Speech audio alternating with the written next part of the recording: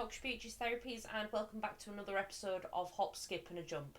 In today's session, I'm joined by the incredible Rachel Bean. Rachel Bean is world renowned with her Canine First Aid courses. She is a registered veterinary nurse and has lots of other hats that she wears. So let's jump into it. So, Rachel, you are so well renowned in this industry for, first of all, being an absolute legend, but secondly, because of your work with Canine First Aid and upskilling pet professionals, pet parents, and veterinary staff about first aid training. So, how was it that you kind of navigated your way into that space? What called you to, kind of go, this is what I want to do. This is what I want to help people with. Yeah, well, it started. I mean, I qualified. I mean, first of all, I started what does feel like a long time ago at the Dogs Trust. I was a Dogs Trust kennel manager, Really? Yeah. Up in the northeast, and it was a brand new kennel then. So that was 1994. And when it got to full capacity, I was just doing less with the dogs. Really, it was more staffing issues and what have you. Yeah. So then I applied within a 100-mile radius to get a vet nurse training place, which brought me down to Manchester area. So I went straight into vet practice in 96, and then 3 years training as a vet nurse. So I got on the register in 2001. So I've been in practice since 96, really. And obviously working at the Dogs Trust, you're dealing with a lot of vets anyway. Yeah. And then I'm still in practice. I've never left practice. So I'm still in 2 days a week. And I might do 3 days a week, depends on how busy they are. And probably about 20 years ago, I was asked to do some staff training for an RSPCA branch, just some basic first aid. And then another branch asked me, and then another branch asked me, and it just snowballed from there, really.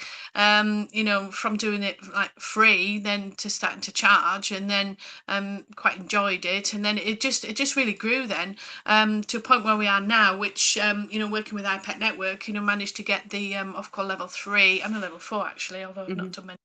But the level 3 is like really sought after, because it's sought after for licensing for breeding, and for boarding license as well, and boarding kennels.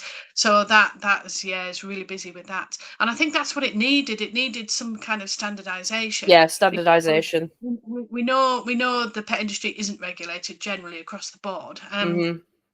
And there's nothing to stop people setting up from being a first aid trainer, and I don't really have a problem with that. What I have a problem with is people teaching it inaccurately. Then when you try and educate them and try and correct them, they either block you or they're not interested. But it's really important that it's taught accurately, and that's kind of my passion at the moment, is making sure that people are teaching it accurately. The more pet owners, dog owners we get educated, even if it's just basics, brilliant. All right. But I think when you're teaching pet professionals, or however you want to call people that are working with animals and dogs, that's just I just say pet professionals. But yeah, as somebody mentioned on my last define pet professional, I'm like, oh, this is not the remit for this talk, but I know what you mean. It's just my default phrase. But it has to be at a higher level, and it has to be accurate. And I think to teach at a higher level, you have to have that underlying knowledge and experience of what you're teaching. I think personally, No, 100%. You can't go and teach a vet physiotherapist or other vet nurses or student nurses about CPR if you've not got the qualifications yourself. I always find that pet professionals, dog trainers, dog groomers, etc., are always saying, make sure you choose a qualified person to teach you. Yeah. Make sure your groomer is qualified, make sure your dog trainer is qualified, make sure your dog behaviourist is qualified, make sure your physio's qualified. Then they go and book somebody that's not qualified in canine first aid to teach for them. And I find that bizarre. Yeah. They bang on about professionalism and qualifications. Then they go and book somebody that's never worked in a vet to teach canine first aid. And I think when because I've done my first aid training with you, and I think the thing I really enjoyed about it kind of the most was you sharing kind of like real lived experiences of you using these techniques in real life situations. You're absolutely right. We need to be there obviously needs to be more regulation in the industry, but when we are, say, upskilling pet professionals, you're absolutely you're spot on the money there. if they're gonna, they can be the most highly qualified behaviorist and they've got all the certificates, all the badges, they've done the work, but then do a first aid qualification that isn't part of a standardization like with iPet. And it won't be a qualification. Again, it's a CPD certificate or whatever. Yeah. They get confused, or the wording is maybe misleading. They're not getting a qualification. The only way to get a qualification is if the work is assessed externally by a governing body, which is, with iPet, it's Ofqual.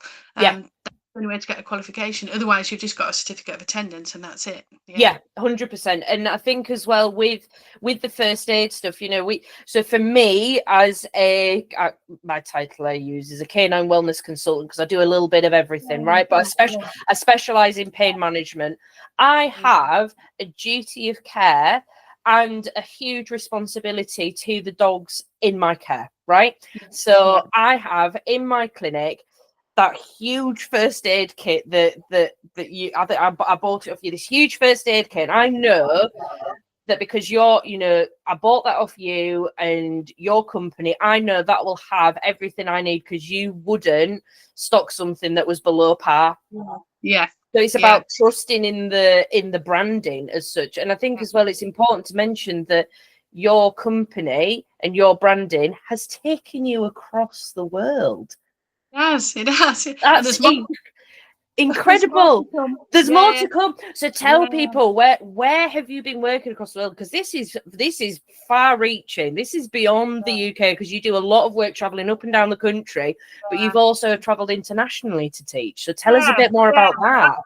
That started probably about 11, 12 years ago now, starting in Thailand, because actually one of my best mates is a Hungarian vet nurse, and she came to work in the UK, and because she's got a Hungarian degree in veterinary nursing, the Royal College didn't recognise the qualification, so that limited her to what she could do. Right. So she just got a bit bored within a few weeks. So she went to work at a big shelter over in Phuket, in Thailand, and she went there for 6 weeks and then came back. She says, "Oh, I'm going back. They've offered me a job." So she went over, and she's been there ever since. She's only literally just finished. She's just back in Hungary now after 14 years. But Wow. kept pestering me like for 4 or 5, come over. And I said, anyway, I went and I loved it. So I was going like 2 or 3 times a year, like 3 or 4 weeks at a time. But what I learned was amazing, me teaching as well. So I get full access to the shelter working with these street dogs, and you learn an awful lot about dogs, being around street dogs. Oh, Even yeah. just getting a simple lead on a dog, can take 3 weeks, Yeah. I think we take it for granted that we just put a collar and lead on an 8-week-old puppy, but over there, these young dogs that have got potential to get on a collar and lead, not the really fearful ones, but ones that are a bit cautious. Yeah, you just take it slowly, and it takes you to get that to that point. And I think that's a really good skill to have.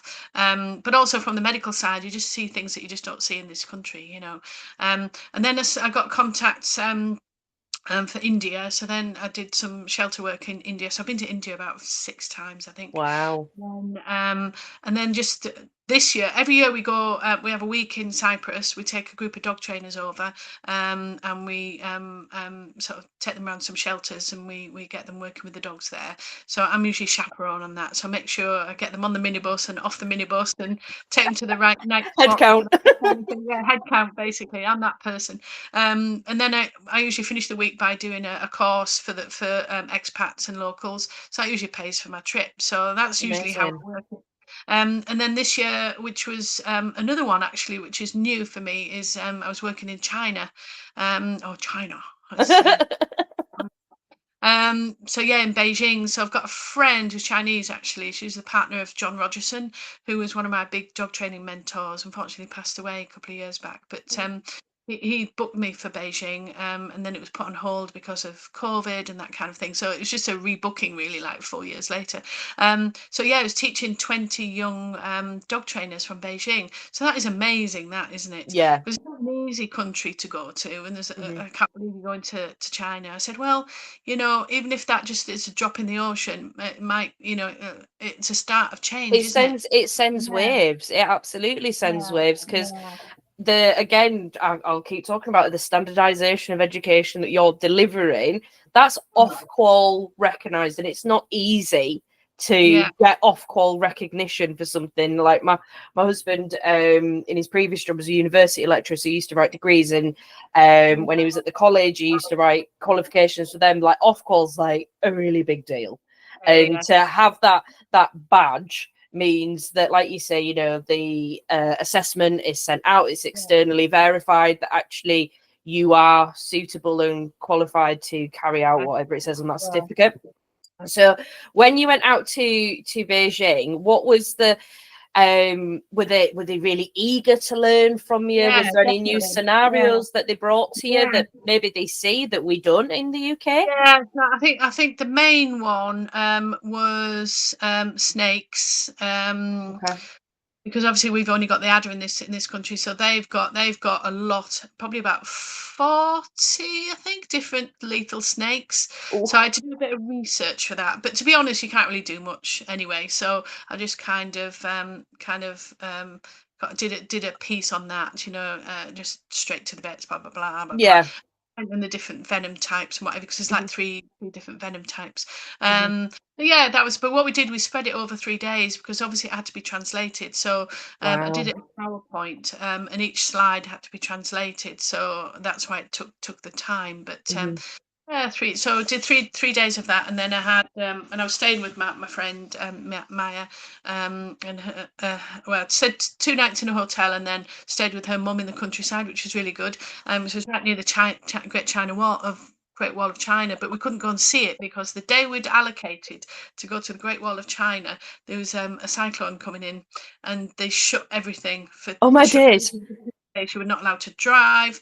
The roads were closed. Everything was shut for 2 days. Oh my goodness! So I'll see it when I go back. I'll go and see it. Yeah.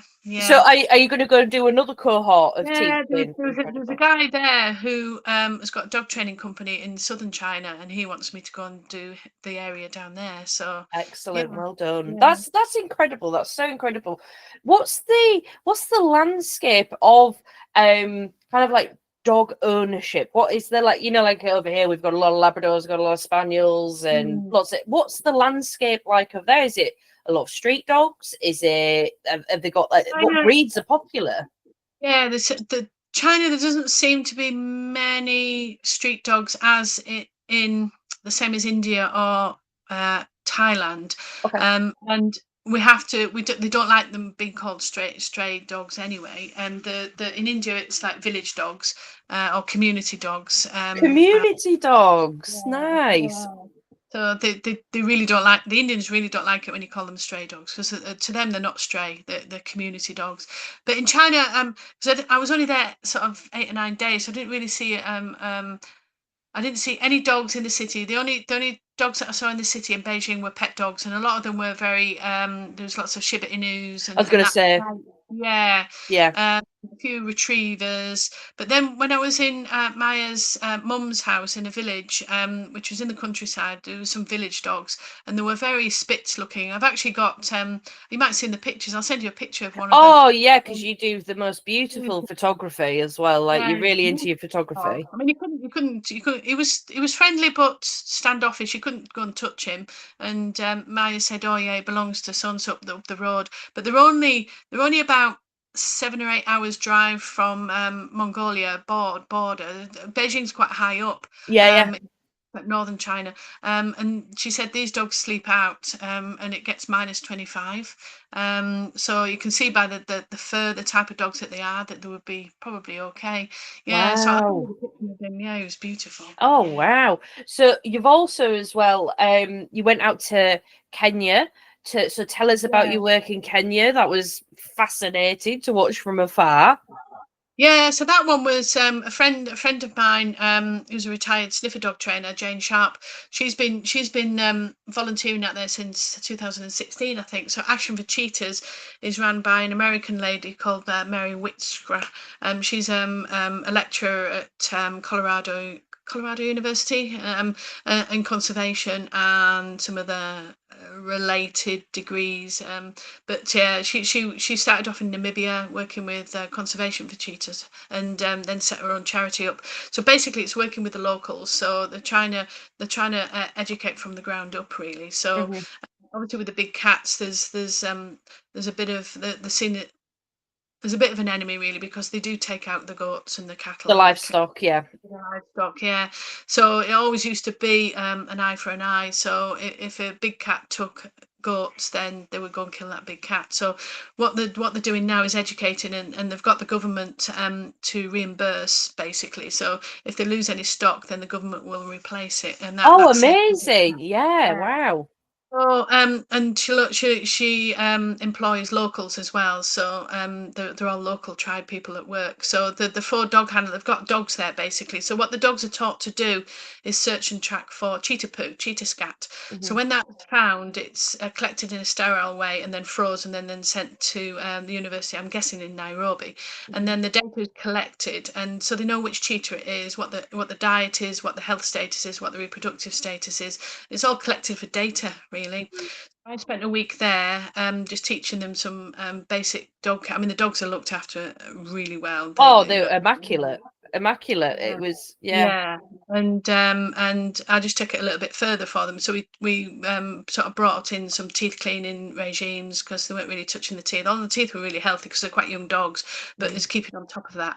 And then first aid, because they're actually, it was like a 10-hour drive to get to the camp, and the nearest vet is about a 4-hour drive away. And Wow. our vet is not a typical vet. You know, it's a tribal vet, and they just really treat the livestock. Not, Livestock. they have no concept of pets or dogs, or So they've got it's even more important that the yeah, knowledge that they're acquiring with regards to first yeah. aid Again, is, and we yeah, changed their guidelines on heat stroke, because they were still using the cool slowly guidelines. So we changed all that. Yeah. excellent. So that leads us on to a nice segue into heat stroke. Obviously, we are in the middle of the British summer, so it can't decide if it wants to rain or be muggy and overcast and Yeah. really, really intense temperatures. So, because you see a lot of things on social media, don't you? You always see a lot of gubbins going on in Facebook groups and Instagram and stuff like that. Rachel, what is the current science and guidelines? What is it? If we suspect a dog is getting hot, what do we do? Yeah. Well, first of all, we've got to recognise heat stress. A lot of people, all these posts on social media about heat stroke. Obviously, heat stroke is at the point where the dog potentially is going to die. Die. Yeah. All right.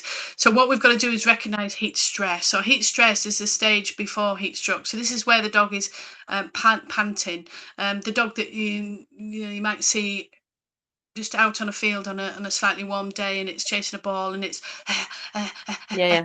that's heat stress. So we have to address it before it even gets to heat stress.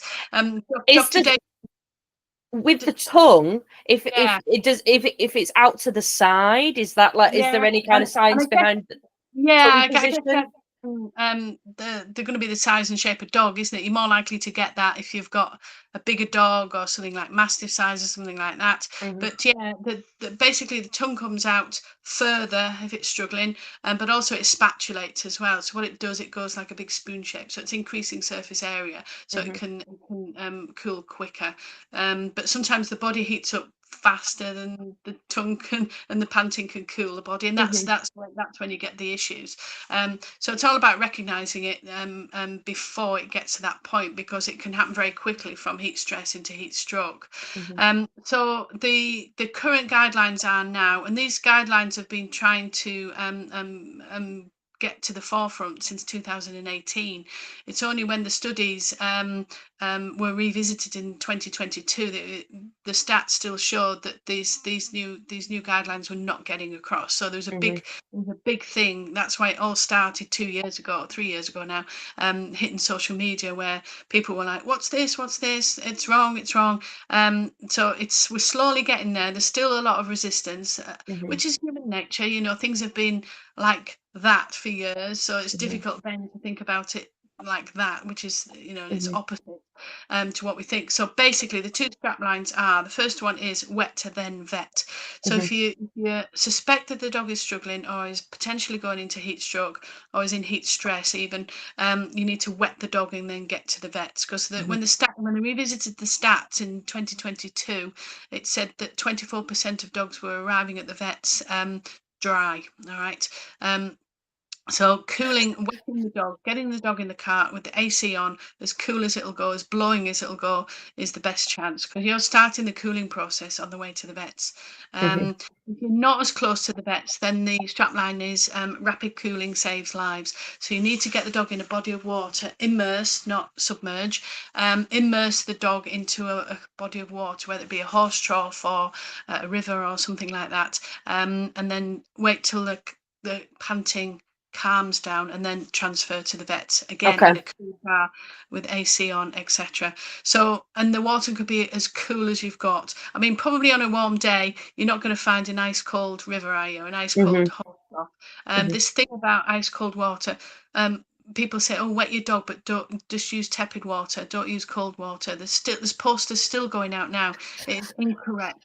The dog is going to die. All right. Mhm. Tepid water is not going to cool the dog down Mhm. fast or effectively enough Mhm. to help the dog survive. It has to be as cold as possible, because it's all about the internal organs. They're boiling, and tepid water in the armpits and tepid water wrapped in a towel around its feet are not going to save the dog's life. No. So, say for example, you've got a dog, you're out in a field or you're by a river or something like that. You suspect it's showing signs of heat stress. You get them into the river, make sure their feet are submerged. Would you be kind of like flushing Yeah. water over their back? Would you be kind of If you putting it bring on the their... dog up to here in the water, better. Yeah, Okay. and water all over. It's the movement of the water over the skin helps the cooling. And that helps take the heat off them. Yeah, evaporative cooling. Yeah, Got yeah. you. And that's why we put fans on them. You know yourself, if you're a bit sweaty, in a hot country, you can't wait till you get into an aircon shop or an aircon back Mhm. to your hotel where there's aircon. It's relief, Mhm. isn't it? And you feel like cold On the... sweat. Yeah. Yeah, that's evaporative cooling, and that's what we need to achieve with the dog. It's drawing heat from the body. Yeah. Okay. And so far, because obviously you're working in practice, have Yeah. you been seeing dogs coming in heat stress? Has it already Yeah. started? Oh yeah. We had it was last Friday. I don't work Fridays generally, so I wasn't in work. But we had a fatality last Friday. Yes. Yeah. Yeah. Oh God, it just breaks my heart because it's so unnecessary, and unfortunately, I believe a big lack of education Yeah. can cause those Yeah. fatalities. Yeah. And you'll always have an element of people that won't be educated or are irresponsible, and that's Hmm. across the board, isn't it? Yeah, Yeah. absolutely. So so obviously there's going to be breeds that are more predisposed to going into heat Mm, stress or heat stroke. And I think yeah. as well, I do talk about brachiocephalic breeds a lot, and it's not big, I love every dog, right? I love every dog, but there's some dogs that just they cannot cope when they have these exaggerated features. And I think sometimes that people just think, oh, it's the Frenchies, it's the bulldogs, but also bull mastiffs. They are Yes. brachiocephalic, Shih Yeah. Tzus, your Yeah. Lazas. Yeah. There's so many. Your Pekingese. There's Yeah. so many. Words, Cavaliers. Cavaliers. God, yeah, of course. It's not just the Frenchies. It's not Mm, just the English bulldogs. It kind of goes way past that. So educating yourself on, is my dog brachiocephalic? Okay, my dog's brachiocephalic, and I've got a Labrador and I've got a Frenchie. I need to be exercising them differently, and I need to understand they've got different health requirements. And that's not to say that Labradors can't pass from heat stroke, mm. but these brachiocephalic breeds are going to be more prone, Yes, in my definitely. opinion. Yeah. In my Yeah. opinion. Yeah. So, The other thing, just to recap, with the mhm, cold water immersion as well. Same as human hypothermia treatments. Do not cold immerse an elderly dog, a puppy, or anything that's got a serious underlying health condition. So that's the same as humans. What you yeah. would do is still wet them and put Mhm. the AC on them. Yeah, yeah. Okay. So, what's your thoughts on cooling coats? So you see like these like vests? You know, I think they're not to be used to, right, I'm going to take the dog out. I want to take the dog to a show. It's hot. I still want to take the dog to show. I'll just put its cool coat on. I don't think I think they really only should be used for not even emergencies. If you're in a situation where you found yourself in a situation that you can't do anything. So like last weekend I was teaching with Chile down in Essex, and it was hot, but we were indoors, so it was fine. And she was just sort of gently panting, and I just put the cool coat on, but it's a good quality one. And yeah, within 30 seconds she stopped panting, then took it off. So it was just more of a precaution, really, just so she didn't get warm. The other time that I have used it actually was with Wisp. Now Wisp was my older Labrador that we lost last year, and the last 2 years of her life, or maybe 3 years, she had laryngeal paralysis. So in laryngeal paralysis, it reduces sort of oxygen levels because your breathing hole basically is getting smaller and smaller. So she was panting. So I actually did a before picture. She was just gently panting, panting, and then I put the coat on, and then again within 20 seconds she stopped panting. So she was overheating, or starting to overheat, because she couldn't get the amount of oxygen needed because of a laryngeal paralysis. So that was a really good use of a cool coat, and the video is brilliant because it's before and after, and then she's, oh, nice, that's that. Yeah. So for those, I don't think that you've got to be really careful, because they do dry out. People don't realise they dry out, and then the dog overheats because. And then they're just warm. They're just they're hot. You're cooking them. Yeah. I think as well, like from because you know me, I'm always going to bring it back to pain management. When I think about dogs that are painful, or like older, I mean, younger dogs can be painful too, but I'm thinking about the, like kind of like the older dog that's a little bit stiff, they can sometimes be drawn to go and lie in the heat because it's comfortable and it can make them feel a little bit more comfortable. However, we have to watch them, because they might go, oh, actually, I'm overheating, and oh, I've been laid on this patio for an hour. I can't get up. Yeah. So it's just been mindful of little things like that. Like all 3 of my dogs, they all manage temperature differently. Yeah. So I've got one who I will have to go and peel off the decking because he sits in the blazing sun and he's going, I'm like, Rodney, God, like no sense of self-preservation. Like, so I'll fetch him in, put him in front of the aircon. He's like, oh, thank God for that, Mum. I was just having a really nice time out there. I'm like, I know, but you're giving me a heart attack, man. Then I've got a Romanian, she's a Romanian ex-street dog, and she really doesn't cope with the heat. She doesn't cope, I think, with the UK climate. And if you look at Romania, they have proper summers and proper winters. She's the worst one. She's the worst one. She goes, and she does like this. The pant that she does, it's like her mouth just opens slightly, and she goes like that. I'm like, right, okay, let's get the fan on. And she's like, oh, my dogs have got air conditioning in the living room, like, because I would get all the cool mats, and she'll be panting her face off. I'm like, can you lie on this cool mat that I've got from like B&M? I mean, they're not the best, but for like £6, just put your tuxies on there a little bit, or like on a night, she gets really warm on a night. So we have an ensuite bathroom, so I leave the door open. She goes and lies on the tiles. Yeah. It's just little things like that to keep them comfortable. I've got some great videos. Most of them I've actually pinched off Instagram, but of street dogs in Thailand sat outside the 7-Eleven.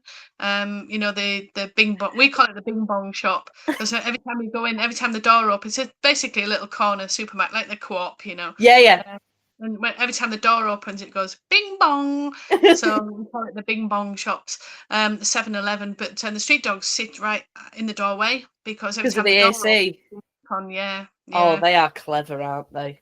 Yeah. I think another thing that Peggy does is she'll I've got like some conifers in my garden. She'll go and dig and like lay in the soil. Yeah, well, that's what street dogs do.